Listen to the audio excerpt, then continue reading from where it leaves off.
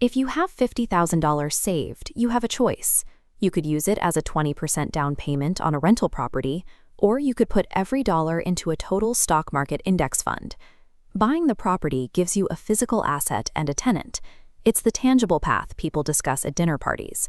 Investing in the market is quiet, invisible, and offers nothing to show your friends except a confirmation email.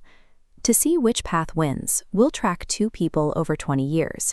Jake buys a $250,000 house. Marcus puts his $50,000 into the market, adding $300 a month. This chart tracks their progress, accounting for mortgage interest, maintenance, and market growth. After 2 decades, the lines converge. Despite the different methods, both end up with a net worth between $400,000 and $500,000. Since the math yields the same result, the choice comes down to variables not on a balance sheet: your time and stress. You have to decide between a return on hassle and a return on volatility. You are choosing between actively working for your wealth or passively waiting for it. The real estate path starts with the rent check. Your tenant pays $1,800, and your mortgage is only $1,330. That $470 gap looks like pure profit. On a napkin, it seems like a straightforward way to build income. This diagram shows the actual bleed. Taxes take $3,000. Insurance takes $1,500. Then you set aside 1 to 2% for maintenance. Next are capital expenditures. Roofs fail. HVAC systems break. A $7,000 repair can wipe out an entire year's cash flow. If the property sits empty for 1 month while you find a new tenant, you are paying the full mortgage out of your own pocket.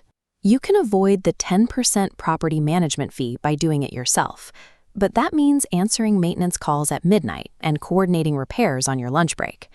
After accounting for every real-world expense, the actual cash-on-cash return sits at 3 to 5%. Real estate is a part-time business. It compresses your margins while demanding your evenings and weekends to keep the operation running. This is why real estate works despite the costs. Using the bank's money, your $50,000 controls a $250,000 asset. When property value rises 3%, that growth is calculated on the full price, multiplying returns on your initial cash.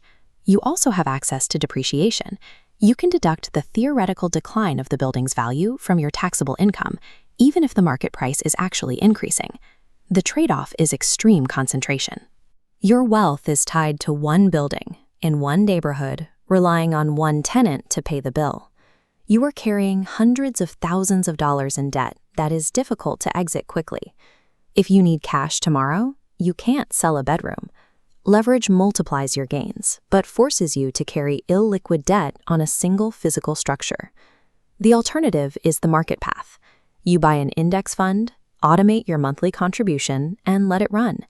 For years, nothing seems to happen, but after a decade, compound growth begins to generate more wealth each year than your original contributions. You have no leverage and minimal dividend income, which means you won't see a monthly check that replaces your salary. The cost here is internal. You are fully exposed to the public markets without the psychological buffer of a physical asset. This chart shows the reality of that exposure. In March 2020, the market lost over a third of its value in weeks. Watching your life savings drop by tens of thousands of dollars in real time is a visceral experience. Because selling only takes one click, you have to resist the constant temptation to panic and lock in losses when the market is down. You can't panic sell a house in an afternoon, but a stock portfolio requires you to manage your own behavior every day. Index funds require zero physical labor, but they require you to endure significant market drops without touching the sell button. Over 20 years, you are choosing your type of stress. You can take on debt and weekend labor, or you can face the volatility of the public markets. Real estate wins if treated like a business.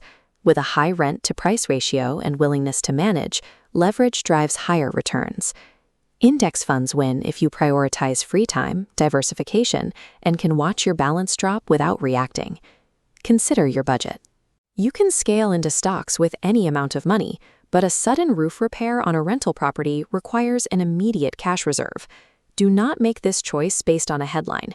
Map the maintenance costs and the reality of market drops against your own financial bandwidth.